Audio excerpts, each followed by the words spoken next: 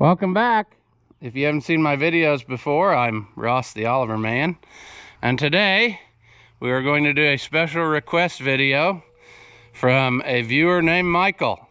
He says, "Ross, I always watch your videos. I also farm here in southern Ohio. I know you have a tool truck, which I've seen on your videos, and I also watch the videos of everything you carry in your pockets, which I found quite amusing. The reason I'm writing you, I've been watching a lot of videos lately about everyday tool kits, and it seems there are no tool kits for farmers. It seems whenever I need to fix something in the field or barnyard, I always end up going back to the barn to get the right tool I need. I need a tool kit for quick fixes on equipment, fences, and general things around the farm. Can you put together a video of tools needed, something I can throw in the tractor truck and back of the gator? I'm trying to redo my tool bag and would appreciate your thoughts in putting this together. Thank you for your time and keep the videos coming.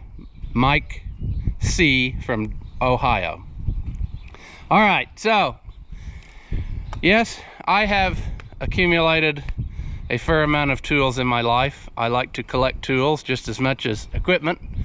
And several years back, I did buy a service truck from an auction that was neglected. That's what's actually being used as the flat surface right now to film this video on. And based on his question, I would say that there's no right answer for every one person, I guess. You know, it's hard to pick something that would do it for everybody. So I'll show you some examples of things I have here, because what I have done essentially is I've got some toolboxes that have general tools that I think I might need to be able to fix something real quick, and then I have individual boxes with just special stuff in them, and we'll go through that here, and maybe that'll give you some ideas and you can pick and choose what you think you might need for what you're doing. So starting with this is a little carry-on toolbox that actually hooks onto that 2020 John Deere. It's the box that came with it, so my grandpa bought it new. And I carry this with me in different places, and it's got a collection of both of my grandpa's tools in it from both sides. So I kind of gathered up what they still had in the vintage Craftsman, and I carry it with me and stuff and use it. So in the top tray, I basically have a 1/2-inch set of sockets, 1/2-inch drive, and of course the ratchet. And then I've got some 3/8 sockets in the side pockets here, and I've got a 3/8 ratchet in there somewhere. We can go digging. There it is. 3/8 ratchet. I've got a few screwdrivers in the top, littler screwdrivers. Screwdrivers are probably something I should add some more of in some of this stuff, but I actually got 2 of those in there. I don't know what they're doing in there. I would say that one thing you should consider in any box you put together to work on things is open-end wrenches, because in just a handful of wrenches you can have all the sizes, you know, since you have 2 different sizes on each one. So, and then since this is like family tools, a lot of it, I have some mix match stuff in here too. A few open end combination wrenches, definitely a 1/2 inch and 9/16. Those are pretty well standard issue in old farm equipment. So we'll excavate here and see what I've all got. That's a old school breaker bar there that was one of my grandpa's. I've got another combination half. My one grandpa worked for Cummins, and he had a fair amount of metric tools, so I do have a few little oddball 10mm open end, which nowadays comes in handy. And let's see here. There is a pick that I have been missing out of my service truck forever, so that's good. I found that back. But just basic stuff that you might need on the small end in the top tray. Combination wrenches, a few of the sizes, 1/2 inch, 9/16, 5/8, 3/4. That's common stuff. I also have like a couple pouches with sets of combination wrenches, so that if you need to throw one in the truck to go along with something, you can do that easily. That's kind of what I've done here with all these boxes, is I've made it where you can take your main set of stuff, and then if you know you're going to be doing something else in addition, you can grab another box that has that in it, so you don't have to always be hunting stuff together every time you go. So we'll put this in, then we'll look in the bottom side here of what we got. Lately, it seems like every time I want to film something, it decides to become ridiculously windy for absolutely no reason, so.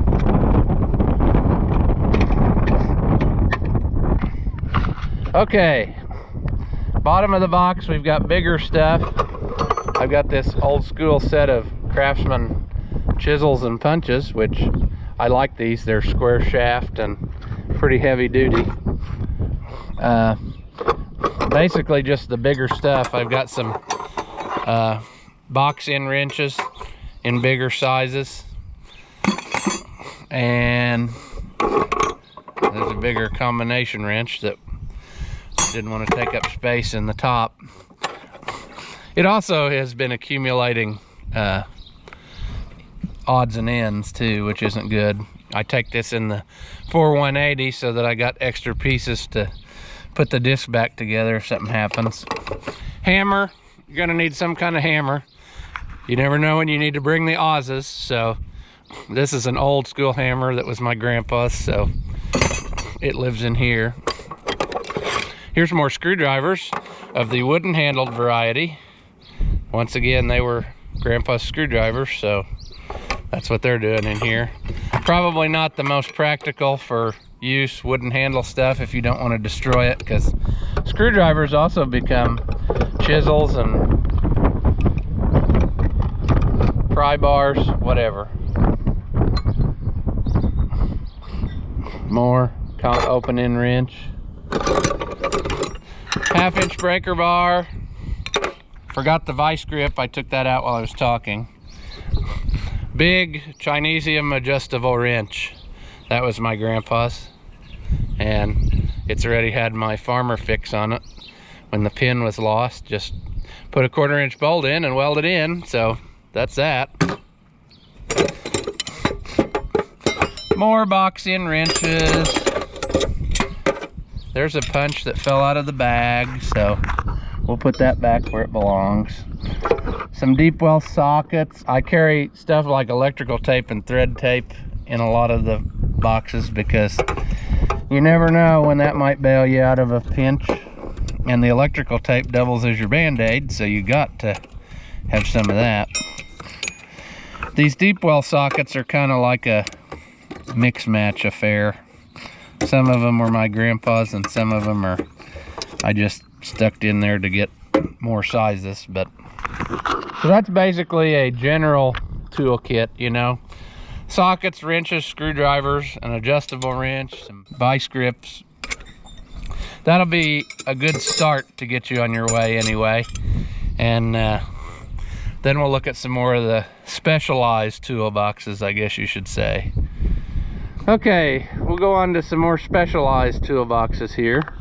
I use a lot of these Army ammo cans because they keep moisture out, and they're easy to carry around, and I've got different sizes you can see back there versus this. But like in this one, this is just a Army can full of different gear pullers and anything that you might need associated with pullers. So I can grab that and take it along real easy without having to hunt a bunch of stuff together at the last minute. Here is a big toolbox that is just full of electrical stuff, and I've got different switches and things I'd need, or wire ends, pieces, wire remnants, tools, insulated screwdrivers, just whatever you might need if you got into doing wiring. So a test light, you know, so that's a good idea for a box to put together. This is actually a Kennedy box, so that was a top of the line at one time. Over here we have a box that is just full of flaring tools and stuff you would need to fix steel lines or copper lines, brake lines, fuel lines, bags of fittings, different things, compression fittings, tubing benders, cutters, anything you might need to get yourself back going in that department. In addition to just tools, I try to carry boxes on each implement that contains stuff that I think I might need to fix that implement. So, and if at all possible, I try to mount it on there, and I can show you that here in a minute. But like this toolbox is just full of parts to fix the disc, the 2 discs actually. So I've got a bunch of bearings and flanges, holders, extra bolts. These are those ground guards there. Whatever I can cram in there that I think I might need to work on disc. Here is a little army box that lives in the service truck, and it's just full of all kinds of different bearings, common size bearings that fit stuff I've got, seals and shims and stuff. Those are actually like Ford axle shims, I think, or they might be Oliver brake shims, I don't remember. But anyway, just any kind of thing that has to do with bearings or seals. I try to keep a general amount in here. These are like shift knobs. I don't know what they're doing in here, but anyway, a thing full of just common bearings I use. Here's one that lives in the service truck that's just full of different Oliver parts that are common that I use, you know. I don't know, PTO caps, 55 series, a bunch of springs. There's all kinds of sending units in here. There's a few gauges. There's a new fuel gauge. Just PTO shims. Just things that I think I may have to replace when I go work on people's stuff, or I don't know. It just kind of became a random collection of parts. I guess while we're talking about stuff, I also, on implements like balers and stuff, I like to mount a dedicated grease gun on the implement so that there's no excuse for me not greasing it. I mean, the gun is right there. So that's another idea I guess you can incorporate. Well, here's an example of the Army box on a machine. This is on my hay mower, and I just welded a bracket to hold it in here, and then I also can strap it down if you have to. And it just holds common stuff that I might need to fix in the field, sickle sections. There's some extra tines, even though that's really not a field replacement thing. There's hammer, there's a few odd wrenches and stuff that fit the bolts on here that you'd need to get loose. Just all kinds of different things that maybe could keep you going when you're in the field. And again, dedicated grease gun. So that's an idea of something you can do, I suppose. And I do the same thing like on combines and whatever. I try to carry a box that has chain links and sprocket stuff and, you know, whatever. Here's an example on my little 550. This tractor has kind of become the fence repair tractor. So I mounted an extra box on the loader frame here that's just got fence supplies and repair tools in it, so I can take it out and have whatever I need with me, you know. Fence pliers, the high tensile fence repair crimp tool, the ratchet tightener, there's a high tensile wire cutter in there, some different insulators and things, chainsaw wrench, because usually you're cutting trees when you're fixing fence, so you got your chainsaw with you. So that's another idea of something you can do, I guess, for a specialized toolbox. Well, I hope you enjoyed this video. If you did, go ahead and hit the thumbs up button and subscribe if you haven't already. Thank you for watching, and I'll see you in the next one.